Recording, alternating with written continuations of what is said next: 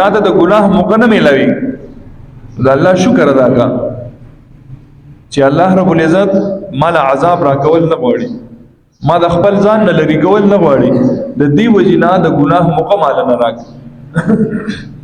او د نیکه موقع ملاو شو نو د الله تعالی شکر ادا کو، ځکه چې د نیکه موقع ملاویدل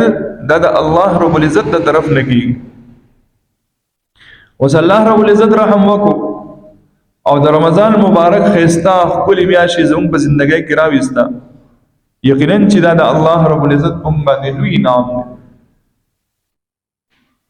وس د دې شکریا ادا کول پکار دغه شکریا د پاره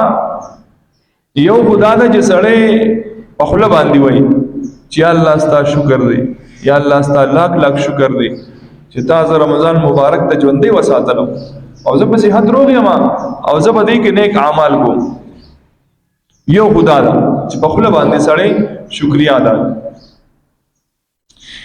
دویم دا چې په خپل باندې هم شکریا الحمدلله یا الله ستاسو لاک لاک شکر دی، خو بالفعل په عمل سره هم خودل چې اے الله زه په دې باندې خوشاله. اوس مثال په تور یو الګ دی او هغه ته مور او پلار دې ته پوښتنه کوي چې الګ د جنې درلو او د الګ وته وي چې او به زما خو زمانه وو او دله واده وکړو او دې هر چاته وي چې یاره ماشاءالله زما مور او پلار زما سره ډېر غټه نیکی کړې چې مالې دا جنې کړې او پریکټیکلی جنې وਹੀ ټکوي اوسې پکې او داغي پسې ژوند ور کړي نو دا خو د نعمت شکریا نه ده، پریکټیکلی عملی تور یې وخیا. نو د رمضان مبارک اعمال کول،